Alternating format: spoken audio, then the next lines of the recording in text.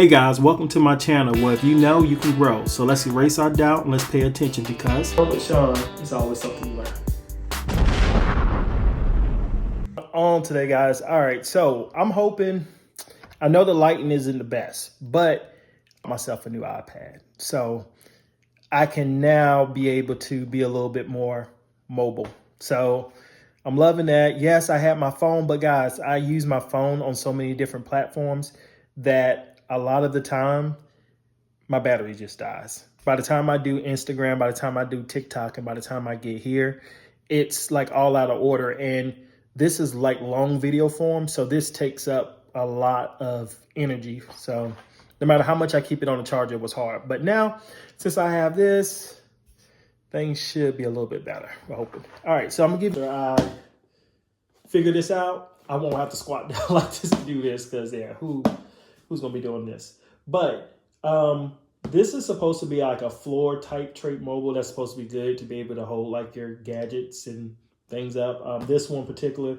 is for a phone, tablet, if it helps a lot with like my filming. So I just want to talk a little bit about the struggles and the not so glorified moments of having a plant room. This plant room comes with a lot of responsibilities, and sometimes I forget to water a plant or forget to repot or spray moss or turn a light on or run a humidifier or refill the pots. I guess that can kind of go into watering, but it's a lot of responsibilities. And the thing is that you can get so caught up in wanting to have a lot of plants that you forget about the responsibilities that come with them. I'm trying to do serious and, informal at the same time, because the truth is that I'm learning these plants just as I'm showing them to you all. I had a plant, well, not a plant, I talked about thrips before, but guys, I'm still dealing with them. Like, they're still doing a number on some of my plants that evidently I didn't see or didn't notice just on a few of them. And I probably knew a little bit better. If it was around, I should have treated and did all. But when I didn't see, I let it go. I found out recently, though, that when you get these at the starting phase, you may not even see it. So by the time I started seeing it, that meant that it was a lot of damage that was already done. And I could have saved probably about half of them that I didn't save if I just would have took those proper measures. But instead, it just hit my whole community, and I was just like, one by one. Because my monsteras used to be a big thing in my room. And once that came through, they just wasn't anything so cool to talk about. So, of course, these are the things that you deal with on owning this many plants. Of course, my corner back here, I talk about a lot or I showcase a lot, so it's easier for me to pay attention to the care that's over here. But when we start getting over here to my other section, which recently used to be over there before I made the movement, you can forget about these plants. I looked zoomed in because I thought I saw something white. I was like, mealybug. Yeah, I hope the thrips, they're a little bit smaller and irritating, but it can be a lot. Still wouldn't trade it for the world. I enjoy it. I wish I could take care of even more plants, but I could say for right now, officially, I've reached my limit. That I feel like when that fall season comes, that you feel like you need to buy all the rest of your plants from the summer, maybe, that you didn't quite get. I know it's the last rush shop for me anyway. Any plant that I've been trying to get or trying to just find in the store, now it's at the end. I'm really in those stores, like especially the big box stores. I'm in those stores trying to find a plant because I don't know if they're gonna do it next year, but this year, guys, I saw a lot of plants like that I spent like $60, $70 on for like a 4-inch, if that, because some of them, the packaging lied. But I've been seeing those plants in those big box stores like your Home Depot, your Lowe's, or Ace. Don't get me started on Ace, but that store was new. So these plants, guys, they're like $29 and they're big. So it's a good time to be in there to get them. I recently haven't bought, the last big plant that I did buy from there was the Gloriousons right here. And they're doing all right. Other than that, I just haven't been buying anything because I don't have any room. And even if I do have some of the room, I need to be caring for these plants because I paid a lot of good money for a lot of these plants in here, and I'm just kind of, I'm gonna get to it. Like, I need to be getting to it. Add just a little bit of advice to someone that's just getting ready to go crazy with this or not. Take your time. Just take your time. You don't have to be in a rush. I kind of was 50-50. I did at the beginning just started buying plants just because that's what I wanted. That's what was trending. That's what I had to have. And then what happened is that I went through the phase in which I had to replace, but I also had some wants. You know, like, I don't like failing at plants. So if a plant dies under my care and I feel like it was because of me, like not so much as the environment, but just some neglect on my end, then I'll try it again. Now, if a plant just completely dies on me, like my favorite plant that I only owned it for like 2 months because it died, was the Begonia exotica. My gosh, it's a brilliant, just beautiful, beautiful plant.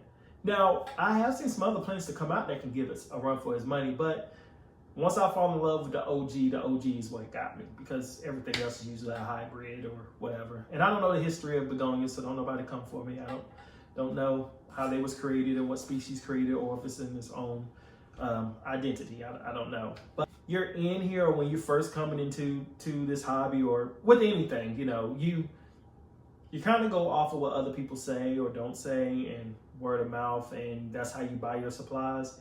And at first it starts off as to whatever you could afford, until now, like, you start looking at the very people at the top and what their recommendations are and what they use, you know, and you kind of get into that.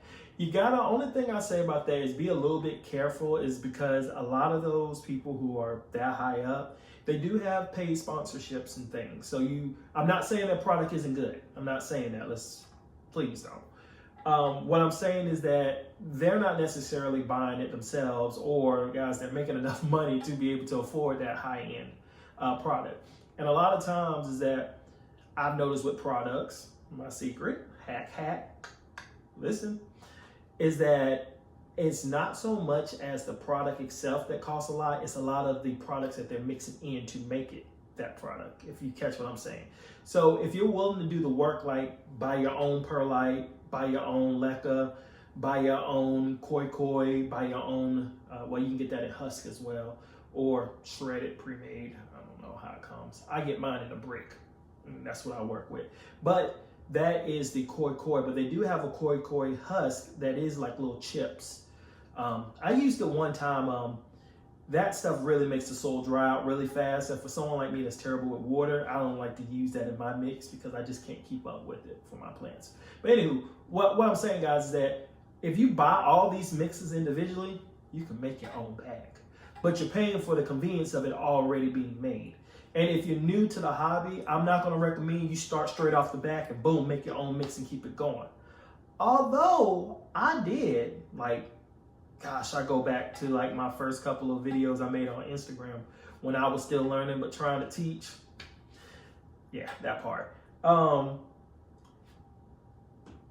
There were some terrible creations I made, but I didn't necessarily lose my plants or they died off of it. Eventually I had to go and repot some of them, like later on, you know, as I was like, this don't look right, you know. But maybe that was the issue with the soil and what I had, but so it's okay to get out and try a little bit. Like, take a cheap plant. A pothos is about the cheapest as you're gonna get, people. Like, for real. Like, I'm being for real. Like, get that plant, and it's so forgiving, and it grows fast. You know, so you can experiment on that plant because it's only like $5 or $6 that you're losing off of it, and it's not a complicated plant to learn off of. when you jump into these other plants that need this amount of light and all this and that, like it can become a little bit of, I didn't know what bright indirect light meant. You know what I mean? Still trying to figure it out exactly. I mean, I have to the point that my room being lit like this is enough light. The closer to the window without the sun coming in would be about bright indirect light. At least that's the way I've learned it in all these years. Try it out. It's okay. See how your plant responds. I actually have an experiment going on over there. Why I say pothos. I haven't watered these well, and that's why they look very wilted. And yeah, but I'll put water in it and it'll be right back fresh tomorrow. So that's what I love about pothos. But in this, I have an experiment in which I have like 4 different types of ingredients in here, or 4 different mixes, because I just want to see which one's going to work better. And guys, the one that worked the best was cocoa husk, leca, orchid mix, and perlite. Now, I did just have a orchid pot mix. That's by Black Gold, I believe. I showed that to you when I did that ace. And I just used that mix. Yeah, just that mix it all. And this didn't do bad. I know it's a little off because if the plants have water, they'd be able to, it'd be a true picture. But what we're just looking at is like just the growth of what took off and what kept. And this one right here, now, I did start a little bit smaller between these two, but these two was like on point. And this one right here is just pure peat moss. That's it. So anyway, I go just to say is that you can experiment with it and it's fine. But before we got on a tangent talking about the soil, sorry about that. We just was talking about just the plant room and its responsibilities, that I am going to do that shelf over there and we'll talk about some of that stuff. And we'll also, I don't know, I can't say bump the music because copyright laws, the lighting is a little off. I just really want just to hit record and get this out here to you all. With that being said, though, I appreciate you taking the time to be here because I realize you really could have been anywhere, but you're here with me. It really does mean something, guys. I'm serious. So when you're growing with Sean, there's always something to learn.